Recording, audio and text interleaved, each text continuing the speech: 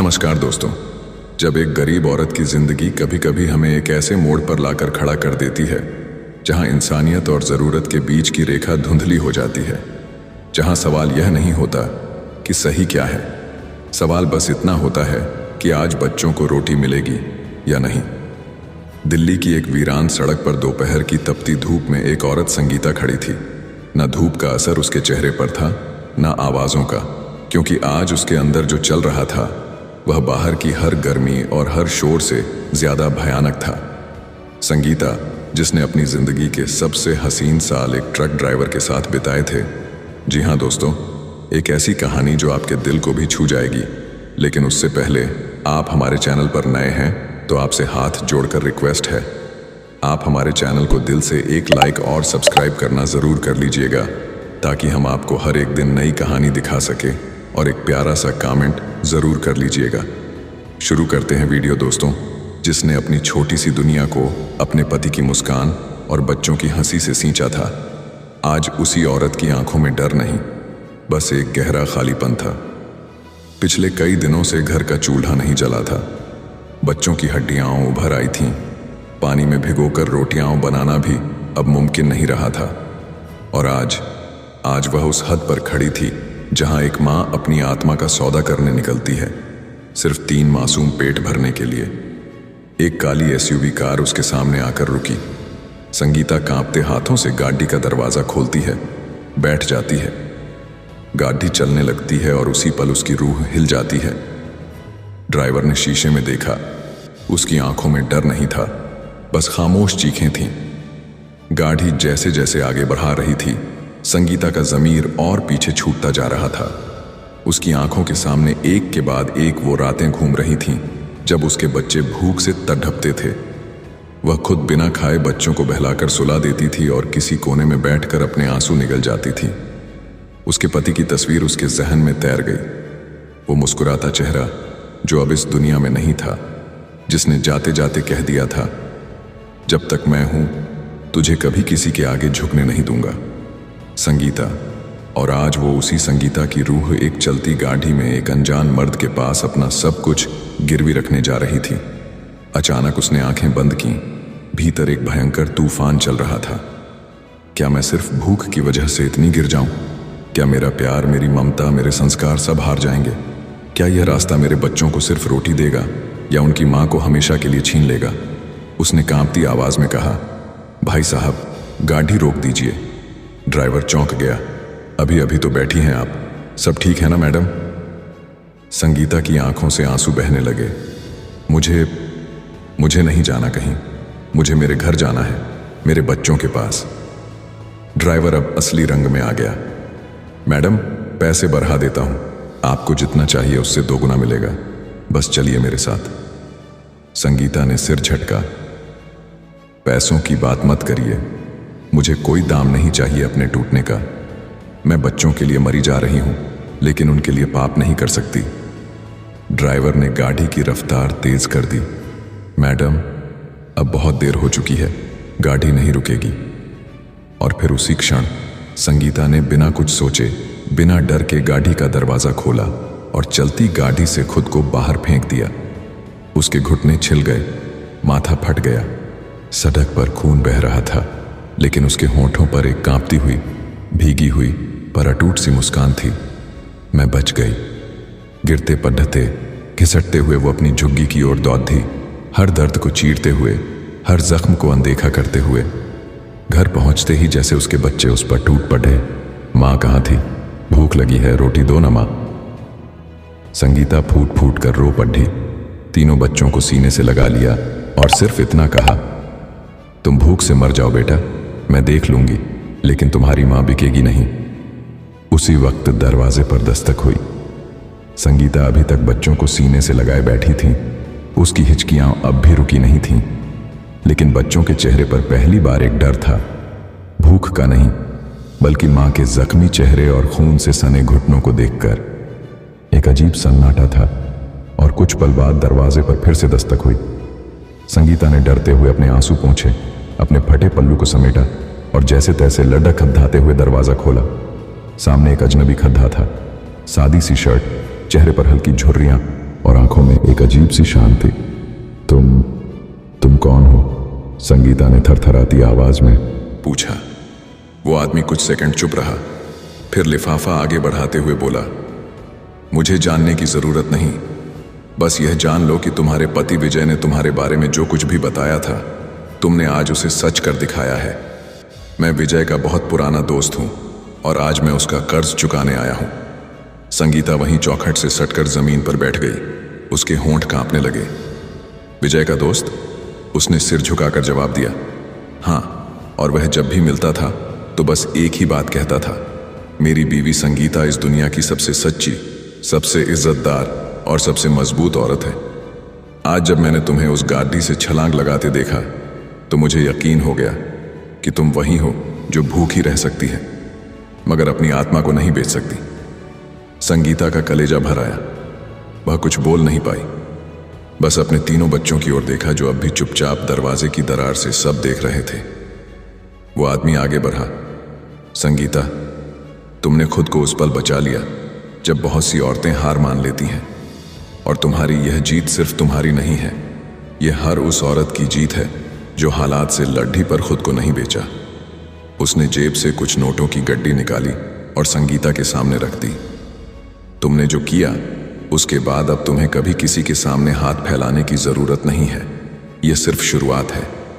तुम्हारे बच्चों की पढ़ाई, घर का खर्चा, तुम्हारे इलाज का बंदोबस्त सब मैं कराऊंगा।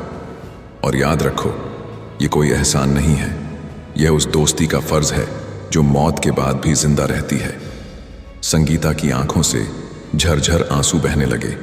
उसने कांपते हाथों से पैसे की ओर नहीं देखा, बल्कि उस आदमी की आंखों में देखा और सिर्फ इतना कहा, अगर इस दुनिया में अब भी ऐसे लोग हैं तो शायद मेरी लड़ाई बेकार नहीं गई। वो आदमी मुस्कुराया, बिना कोई और बात किए चुपचाप चला गया। दरवाजा धीरे से बंद हुआ, पर संगीता के अंदर का एक दरवाजा पहली बार खुला, उम्मीद का, भरोसे का और आत्मसम्मान के साथ जीने का। उस रात बहुत सालों बाद उस झुग्गी में रोटी की खुशबू थी, बच्चों की हंसी थी और एक माँ की आंखों में सुकून था, जिसे आज किसी ने सिर्फ माँ मानकर इज्जत दी थी और बदले में कुछ नहीं मांगा। संगीता ने अगली सुबह पहली बार सूरज को देखकर मुस्कुराया था। न जाने कितने दिनों बाद उसने अपने माथे पर बिंदी लगाई थी। वो बिंदी कोई सजावट नहीं थी, वह एक ऐलान थी कि अब वह टूटी नहीं है, बस चुप थी। उसने बच्चों को नहलाया, पुराने कपड़ों को रफू किया और मोहल्ले के सरकारी स्कूल की ओर निकल पड़ी। मैडम, नाम लिख लीजिए। मुझे नहीं पता कैसे पढ़ेंगे, लेकिन मेरी औलाद को इस जिंदगी से बद्धा बनना है। बच्चों का नाम स्कूल में चढ़ गया और संगीता की आंखों में जैसे कोई उजाला ठहर गया।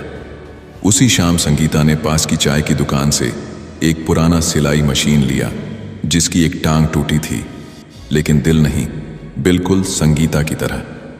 छोटा सा कोना, फटे पर्दे और जलती हुई एक बल्ब की रोशनी में उसने पहले दिन एक पैंट की मोहरी सिली थी, जो पढ़ोसी का बच्चा पहनकर जब दौड़ा तो संगीता के होंठों पर एक सच्ची मुस्कान आ गई। धीरे धीरे उसकी सिलाई की तारीफ होने लगी और मोहल्ले की कुछ औरतें भी कहने लगीं, दीदी, हमें भी सिखाओ, कुछ काम सीखना है। संगीता अब हर सुबह माँ, दोपहर में गुरु और रात को एक मजदूर थी, लेकिन जहाँ रोशनी होती है वहीं सबसे पहले अंधेरे का हमला होता है। एक दिन मोहल्ले की दो औरतें आपस में बातें कर रही थीं। कभी भीख मांगती थीं, अब इतनी रौनक कैसे? पक्का कोई आदमी मिल गया है जो सब खर्चा उठा रहा है। एक बच्चा जो यह सब सुन रहा था, वो संगीता का बेटा विवेक था। वो भागकर घर आया। माँ, लोग कहते हैं कि हम किसी और के पैसों पर पलते हैं, क्या यह सच है? संगीता चुप रही। उसने कुछ नहीं कहा, बस बेटे के चेहरे को अपने दोनों हाथों में लेकर बोली, बेटा, जब कोई औरत अपने खून से रोटी बनाती है तो लोग उसे आटे से सस्ता समझ लेते हैं, पर तुम याद रखना, तुम्हारी माँ ने कभी किसी के आगे झुककर कुछ नहीं लिया।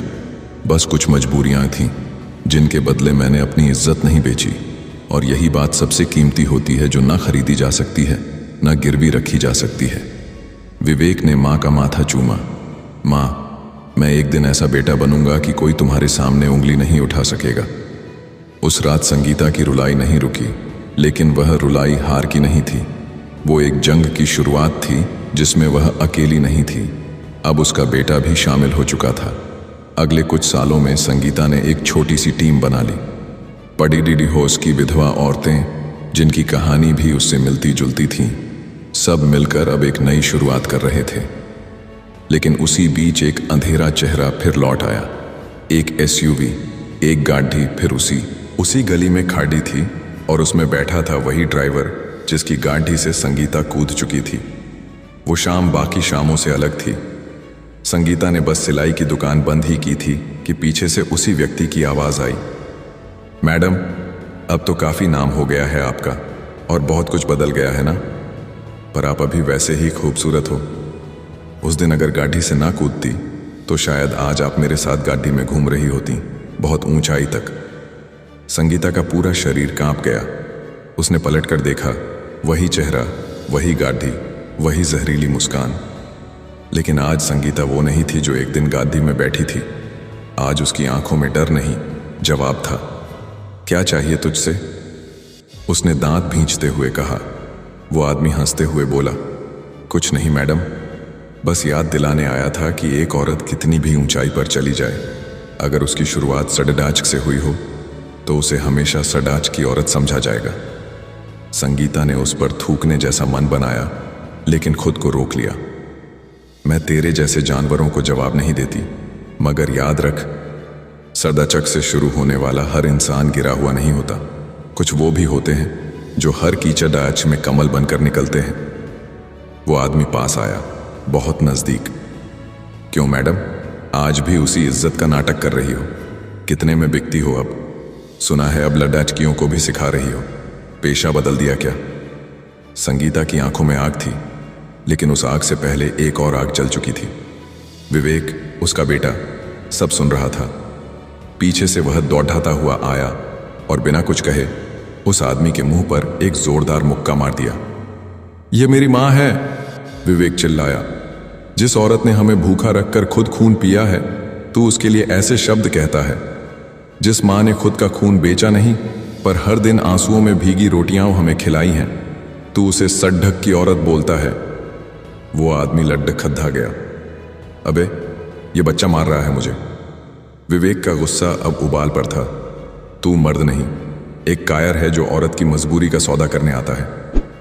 भाग यहां से, वरना अगली बार सिर्फ मुक्का नहीं पड़ेगा, पुलिस आएगी, पूरा मोहल्ला आएगा। संगीता ने बेटे को रोका नहीं। उसने पहली बार अपने बेटे की आंखों में एक मर्द की चमक देखी थी जो अपनी मां के लिए खड़दा था। ड्राइवर भागा, एसयूवी गली से निकल गई और उस दिन मोहल्ले की हर खिड़की से लोगों ने देखा, एक औरत नहीं, उसका बेटा उसकी इज्जत का गवाह बन गया था। रात को संगीता और विवेक छत पर बैठे थे। चांदनी के नीचे माँ बेटे साथ चुप थे। संगीता बोली, बेटा, तूने आज जो किया वह मर्द बनने की पहली पहचान है। जिस दिन कोई लड़ेच का अपनी माँ के लिए खद्दा होता है, वो दिन उसकी मर्दानगी का पहला दिन होता है। विवेक ने माँ के हाथ पकड़े और कहा, माँ, अब मैं चाहता हूँ कि लोग मुझे तेरे नाम से जाने। मैं संगीता का बेटा हूँ, यह मेरा सबसे बड़ा गर्व है। उस दिन संगीता ने फिर से एक बिंदी लगाई थी, लेकिन आज वह सिर्फ साज नहीं, अपने बेटे के हाथों से मिली जीत की मुहर थी। उस रात पहली बार संगीता को नींद आई थी, वैसी नींद जैसी सिर्फ थकी नहीं, जीत कर लौटी माँ को आती है। सुबह सूरज की पहली किरण खिड़की से अंदर आई और बच्चों की हंसी के साथ उसकी आंख खुली। छोटा बेटा आरव रोटी पर मक्खन लगा रहा था। बेटी आराध्या अपने स्कूल की ड्रेस को प्रेस कर रही थी और विवेक एक किताब लेकर माँ के पास बैठ गया। माँ, आज मैं अपने स्कूल में भाषण दूंगा और वहां सबके सामने कहूंगा कि मेरी माँ ने बिना बिके जीना सिखाया है। मुझे सबसे बड़ी यूनिवर्सिटी में नहीं पढ़ाया, लेकिन जिंदगी की सबसे बड़ी क्लास, इंसानियत, तुमने मुझे अपने आंचल में बैठाकर पढ़ाई है। संगीता की आंखें भर आईं। उसी वक्त बाहर कुछ औरतों की आवाजें आईं। दीदी, आज हमारी सिलाई क्लास है ना, हमारा भी फॉर्म भरवाना है, बच्चों को स्कूल में डालना है। संगीता उठी। उसने आज लाल रंग की साड़ी पहनी, कंधे पर एक नई चादर डाली और माथे पर एक बड़ी सी बिंदी लगाई। आज वो सिर्फ माँ नहीं थी, आज वो मिसाल थी। उसने घर के बाहर एक तख्ती लगाई जिस पर लिखा था, संगीता महिला स्वावलंबन केंद्र, जहाँ इज्जत बेची नहीं सीखी जाती है। अब हर दिन संगीता 10 औरतों को सिलाई सिखाती, 5 बच्चों की फीस भरवाती और मोहल्ले की हर विधवा, पीड़ित या छोड़ दी गई औरत के लिए एक रास्ता बन गई थी। वो अब भूखी औरत नहीं थी, वो माँ थी जो अपनी जैसी हर औरत को माँ बनना सिखा रही थी। बेटा विवेक अब कॉलेज में टॉप कर रहा था, बेटी नाटक में दिल्ली स्टेट में चुन ली गई थी और छोटे आरव ने एक इंटरव्यू में कहा था, मेरी माँ मेरी भगवान है और मेरा सपना है कि मैं एक दिन उनकी तरह किसी भूखी माँ को कभी झुकने ना दूं। उसी दिन संगीता के घर वो भैया जी भी आए जो कभी उसके पति के दोस्त थे। उन्होंने चुपचाप कुछ नहीं कहा, बस संगीता के पैरों के पास एक छोटा सा गुलदस्ता रखा और बोले, आज विजय की आत्मा सबसे ज्यादा सुकून में होगी क्योंकि उसकी बीवी अब किसी की परछाई नहीं, खुद एक रोशनी बन चुकी है। उस रात चांदनी बहुत साफ थी। संगीता छत पर बैठी थी, आसमान की ओर देख रही थी और खुद से कह रही थी, विजय, आज तेरी संगीता हारते हारते भी जीत गई और तू जानता है ना मैंने क्या सीखा। भूख से लड्ढा जा सकता है, बेबसी से भी, लेकिन अगर आत्मा एक बार बिक जाए तो फिर इंसान कभी खुद को देख नहीं पाता। दोस्तों, अगर हालात तुम्हें झुका दें तो रोटी मत तुड्ढो, अपना ज़मीर भी मत तुड्ढो, क्योंकि एक माँ का आंचल चाहे फटा हो लेकिन अगर उसमें इज्जत बची हो तो वही उसका सबसे बड़ा ताज होता है। तो दोस्तों, हमें यकीन है कि आपको ये कहानी अच्छी लगी होगी। अगर अच्छी लगी हो तो चैनल के साथ जुड़े रहे। मिलते हैं एक नई कहानी के साथ। जय हिंद, जय भारत।